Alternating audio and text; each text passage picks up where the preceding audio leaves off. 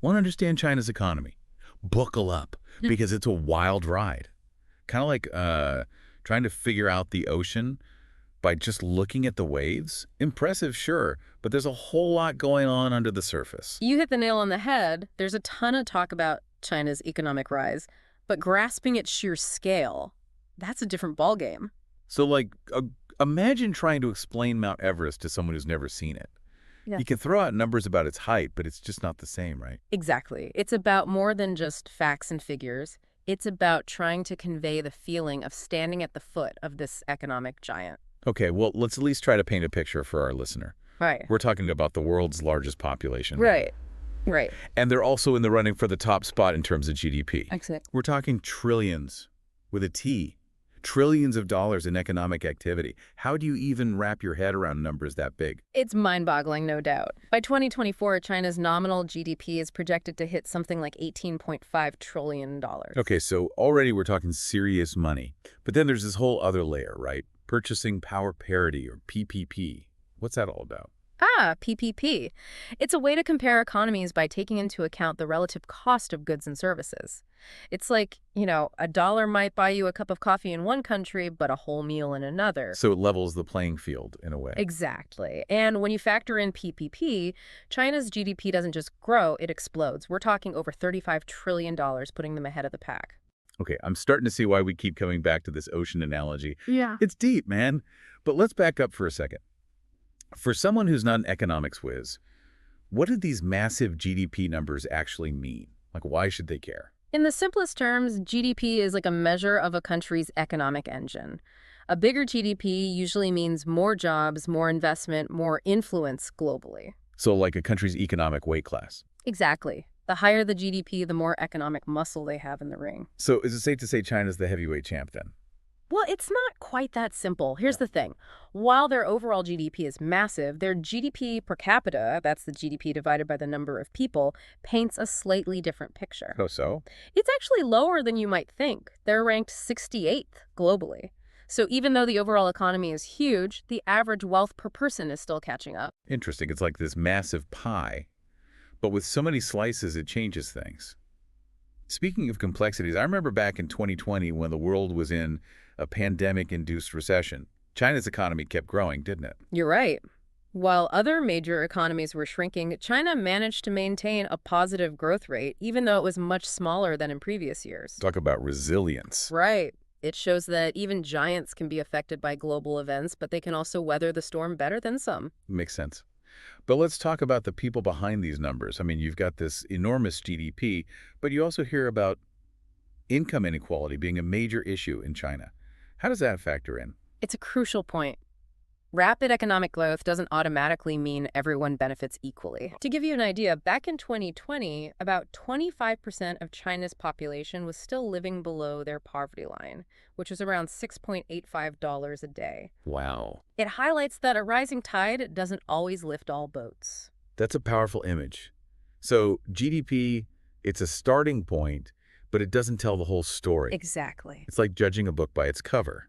You get a sense of the size, but you got to read the chapters to understand the complexity of the characters, the nuances, right? Couldn't have said it better myself. It's funny, we talk about China's economy like it's one giant thing, but it's so diverse, right? Absolutely, yeah. Like, think about the U.S. You've got Silicon Valley, Wall Street, the Rust Belt. Totally, each with its own whole vibe, economically speaking. Exactly. China's the same. It's not this monolithic thing. So if we were to break it down, like what are some of the real power players within China? Well, two provinces really stand out, Guangdong and Jiangsu.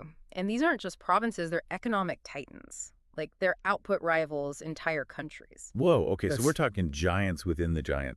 What makes these places so powerful?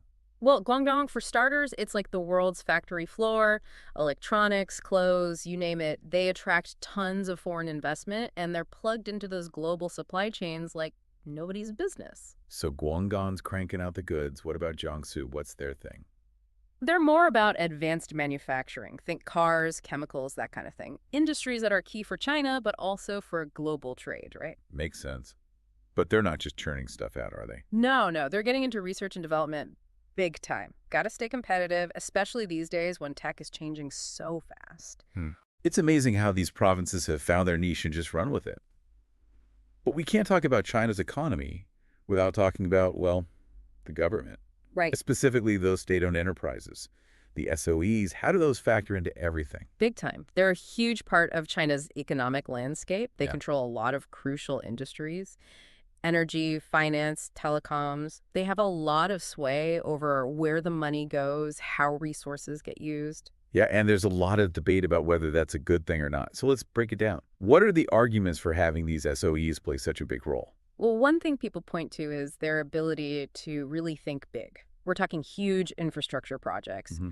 high-speed rail, dams, things that need massive investment and coordination. Private companies, even really big ones, sometimes struggle with that. So SOEs can just cut through the red tape and get things done. But Mhm. what about the downsides? I know there are some big criticisms of this system. Yeah, for sure. One of the big ones is about efficiency and innovation. See, since they have government support, they're kind of shielded from some of the pressures of the free market. Like they don't have to compete as aggressively. Exactly. And that can stifle innovation. Why change if you don't have to? Right, it's a trade-off.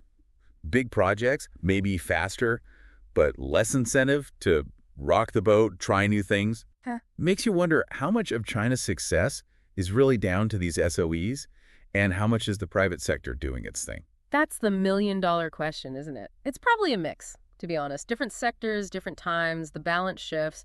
But, all this talk about China's economic might, Yeah. it kind of assumes we can trust those numbers, right? That's a really good point. I mean, we've been throwing around all these figures, but how reliable is China's economic data? There's a lot of skepticism out there. Rightfully so. It's something economists argue about a lot. Some say China's data might be inflated because of political pressure to meet growth targets. So, like, local officials fudging the numbers to make themselves look good. Potentially, yeah.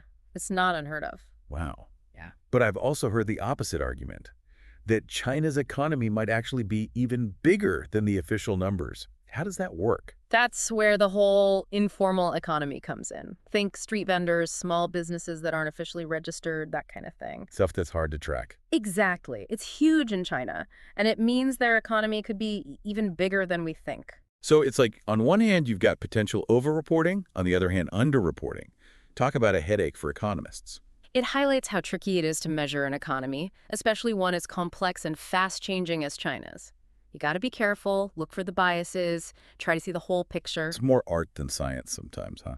You could say that, but the point is, while China's economic engine is undeniably powerful, we got to remember it's a machine with a lot of moving parts, some more transparent than others. We've covered a lot of ground, from mind-boggling GDP figures to the role of SOEs. But I'm curious about some of the specific industries driving China's economy. It's easy to get lost in the big picture, but at the end of the day, it's about real stuff, right? Actual products, industries, people. Absolutely. And, one sector that often gets overshadowed in these discussions about China is agriculture. You might not think of farms when you think of China, with all their manufacturing might. It's not exactly the first thing that comes to mind, no. But it's huge for them. We're not just talking about feeding their own population, which is massive on its own. Right. They're feeding nearly 20% of the entire planet. Seriously. With all the farmland they've got being used for factories and cities and everything. Well, here's the thing. China's arable land, the stuff you can actually farm on, it's less than 10% of the world's total. So they have to be smart about it. That's incredible. So Yeah. how do they manage that? It's a mix of things. They've got a long history of agricultural innovation going back centuries, and now they're at the forefront of agricultural tech. Drone spraying, precision irrigation, they're all over it. Plus, they've really embraced aquaculture. Aquaculture, like fish farming and stuff. Exactly. It's a super efficient way to produce food, and they've really maximized its potential. So they're not just relying on traditional farming, they're finding ways to boost their output, make it more efficient. That makes sense. But speaking of massive undertakings, we got to talk about construction in China. Oh, yeah, the construction boom is legendary. I remember a few years back, everyone was talking about those ghost cities in China. Entire developments just empty. What was the deal with those? The ghost city thing, it's complicated. Some of it, yeah, it was overbuilding. They were building for demand that wasn't quite there yet. Like they got ahead of themselves. Kind of, yeah. It's a tricky balance to strike, especially in an economy that's growing as fast as China's. But some of those ghost cities, they're filling up now. People are moving in, businesses are opening. It was more a matter of timing. Okay, so not the whole story, but still, you got to wonder, is there a risk of a real estate bubble in China? with prices going up so fast. There's always a risk, yeah. It's something people are watching closely. But China's housing market is its own beast. It's not just about supply and demand, there are cultural factors too. How so? In China, real estate is often seen as a safe investment, like even more than stocks or bonds. So that dries up demand even if there's a lot of supply. It's like its own little ecosystem with its own rules. Pretty much. It's something you have to understand if you want to make sense of China's economy as a whole. Makes sense.